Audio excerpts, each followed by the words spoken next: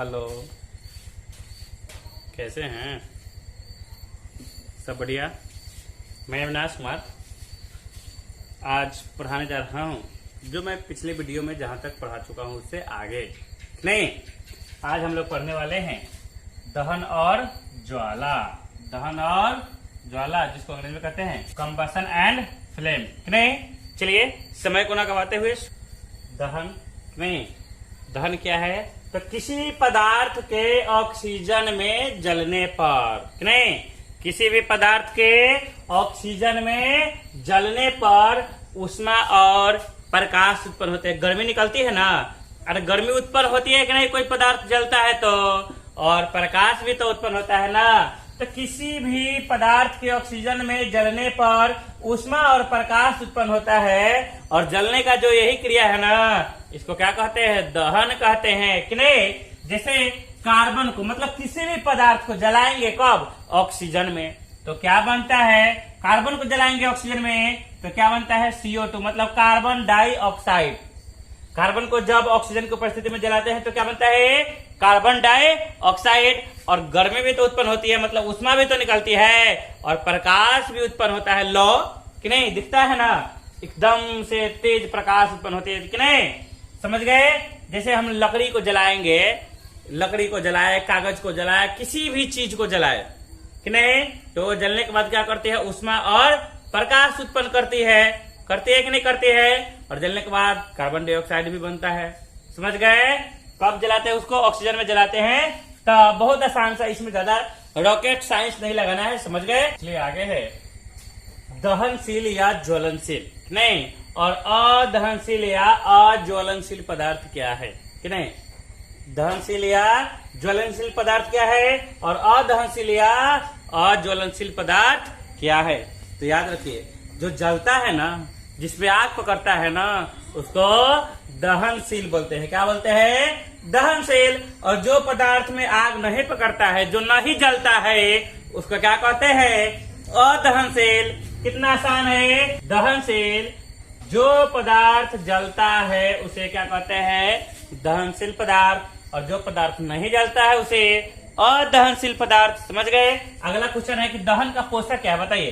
तो जो पदार्थ दहन की क्रिया में, मतलब किसी पदार्थ के जलने में सहायता करते हैं, उसको दहन का पोषक कहते हैं कि नहीं। और जो पदार्थ किसी भी पदार्थ को, किसी चीज को जलने में सहायता नहीं करते हैं, समझे कि नहीं, जो दहन में सहायता नहीं करते हैं, वो दहन का अपोषक कहलाते हैं। क्या कहलाते हैं? अपोषक। तो दहन का पोषक हो गया हवा, वायु, इसके उपस्थिति में ही आग पकड़ता है। और अपोषक कार्बन डाइऑक्साइड आग को बुझा देता है कि नहीं? बुझा देता है। चलिए आगे जानते हैं कि दहन के लिए कौन कौन सी वो शर्तें हैं जो होगी तभी दहन होगा कि नहीं। दहन के लिए आवश्यक चीजें कौन कौन सी है जानते हैं। चलिए अब है दहन के लिए आवश्यक शर्तें क्या है कि नहीं, मतलब कब दहन की क्रिया होगी, कौन कौन सी वो शर्त है जिसके होने के बाद ही दहन की क्रिया संभव है कि नहीं। चलिए ना, तो देखिए ना क्या है, वो 3 गो शर्त है। दहन के लिए आवश्यक शर्त कितने हैं? 10।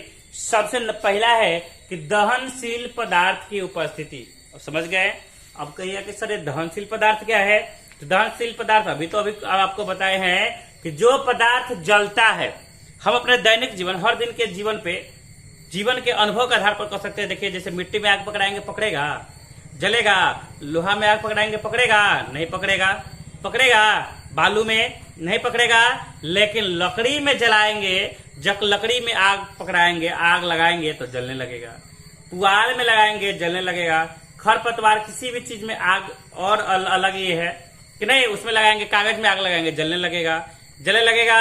तो ये सब क्या है? दहनशील पदार्थ है। स्प्रिट हो गया, पेट्रोल हो गया, डीजल हो गया कि नहीं, है कि नहीं। तो ये सब क्या हो गया?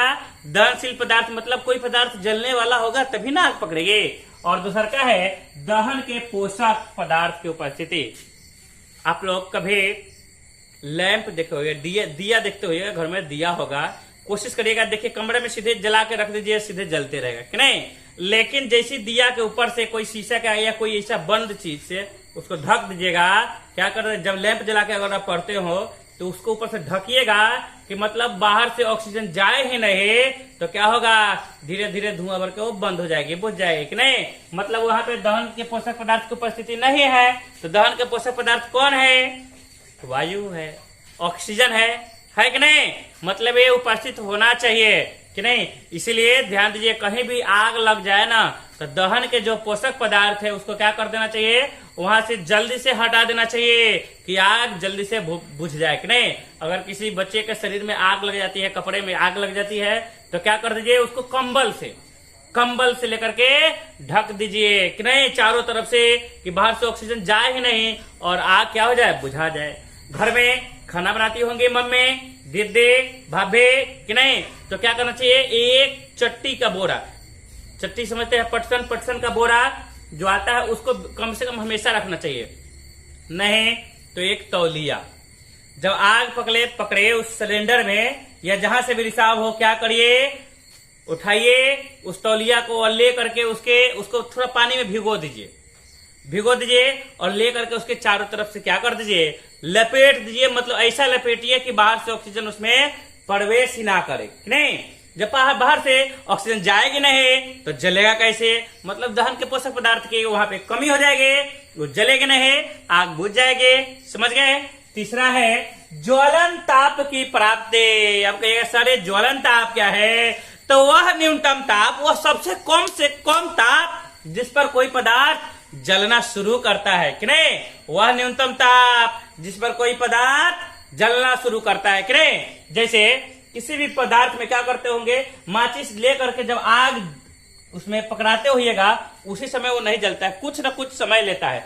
क्या होता है कि पहले वो गर्म होता जाता है, मतलब उसके सहन से जब ज्यादा होती है क्षमता, उष्मा जब प्राप्त होती है तो जलने लगता है। तो वही तो ताप है ज्वलन ताप, कि जब वो गर्म होकर जैसे ही जिस न्यूनतम ताप पर वह जलना शुरू करता है ना, वही उसका क्या कहलाता है, ज्वलन ताप कि नहीं। सभी पदार्थ के अगर लकड़ी के छिलन में आग लगाइएगा ना तो उसकी वह कम जल्दी ही गर्म हो जाएगी और आग पकड़ लेती है। लेकिन उसी लकड़ी के बोटा में अगर आग लगाना हो, वो भी लकड़ी का है, लकड़ी का बोटा में आग लगाना हो ना, तो एक माचिस से नहीं, एक नहीं, पूरे के पूरी माचिस के डब्बे खाली हो जाएंगे। एक तीली से नहीं पकड़ेगा, पूरे डब्बा खाली कर दीजिएगा फिर भी नहीं पकड़ेगा। क्यों, क्योंकि उसको गर्म होने के लिए ज्यादा मात्रा में, वो ज्यादा समय लेता है, ज्यादा मात्रा में उष्मा चाहिए उसको गर्म होने के लिए, तब ना आग पकड़ेगी। समय लगता है कि नहीं लगता है, समझ गए। चलिए आगे जानते हैं, ठीक, इसको आप नोट कर लीजिए। तो लिख दिया हमने, नोट कर लीजिए आप इसको। ज्वलन ताप कि जिस न्यूनतम ताप पर कोई पदार्थ जलना शुरू करता है, प्रारंभ करता है ना, उसको क्या कहते हैं, ज्वलन ताप कहते हैं कि नहीं। समझ में आती है कि नहीं मेरी बात, कमेंट करके जरूर बताइएगा, ठीक ना। अगर लगता हो कि नहीं सर थोड़ा और नॉर्मल भाषा में, हम लोग के लोकल भाषा में, तो लोकल भाषा में समझाने की कोशिश करेंगे अगले वीडियो में। आप कमेंट कीजिए ना, और प्लीज अगर समझ में आती हो तो सब्सक्राइब जरूर कीजिएगा कि नहीं। तो समझ गए ज्वलन ताप क्या है। अब देखिए ना, एक बात ये ध्यान रखिएगा, ऑब्जेक्टिव में ये सब जो है क्वेश्चन सब पूछते रहा है, क्वेश्चन बैंक पलटिएगा ना, पिछले वर्ष में जो पूछा गया है कि कौन कौन सी क्वेश्चन पूछे जाती है, तो ये सब बहुत भी क्वेश्चन आता है। तीनों जरूर नोट कीजिएगा कि मानव शरीर में भोजन का पचना, पूछेगा कैसा परिवर्तन है, तो रासायनिक परिवर्तन है, और कैसी अभिक्रिया है, तो अपघटन अभिक्रिया है। मानव के शरीर में भोजन का पचना कैसी अभिक्रिया, अपघटन अभिक्रिया। और लोहे में जंग लगना रासायनिक परिवर्तन है, लोहे में जंग लगना रासायनिक परिवर्तन है। अगर कह दे कि बताइए बर्फ का पिघलना कैसा परिवर्तन, तो बर्फ तो पिघल रहा है, बर्फ का पिघलना जान लीजिए क्या होता है, भौतिक परिवर्तन। और थोड़ा सा जानते हैं हम लोग कि रासायनिक परिवर्तन क्या है और भौतिक परिवर्तन।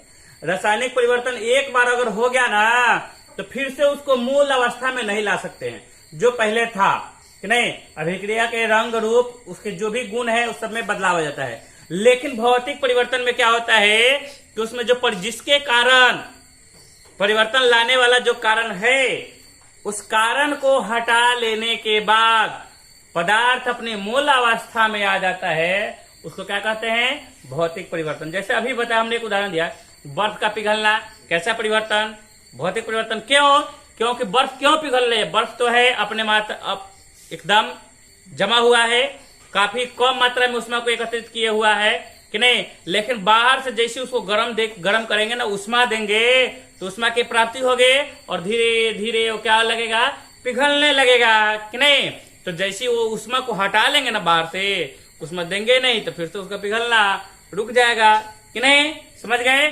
चलिए इसको नोट कर लीजिए और अगले वीडियो में ना हम लोग बहुत सारे ऑब्जेक्टिव प्रश्न को लेकर के मिलने वाले हैं। और VVI इस सब जो भी पढ़ा रहे हैं ना, पढ़ लीजिए, लिख लीजिए, नोट कर लीजिए। और जब बोर्ड की एग्जाम देने जाइएगा, नहीं आए ना इसमें से, तो हमको कमेंट करके जरूर बताइएगा। और जो बच्चे आपके भाई जी, दीदी, कोई भी हो जो परीक्षा दे चुके हो, उनसे पूछिएगा क्या सही क्वेश्चन पूछता है एकदम। और ऐसी भाषा में लिखेगा ना, एक भी नंबर आपका कटने उठने वाला नहीं है। चलिए फिर मिलते हैं अगले वीडियो में। और हमारे चैनल को प्लीज सब्सक्राइब कीजिएगा, वीडियो को ज्यादा से ज्यादा शेयर कीजिएगा कि नहीं। चलिए मिलते हैं, ओके बाय।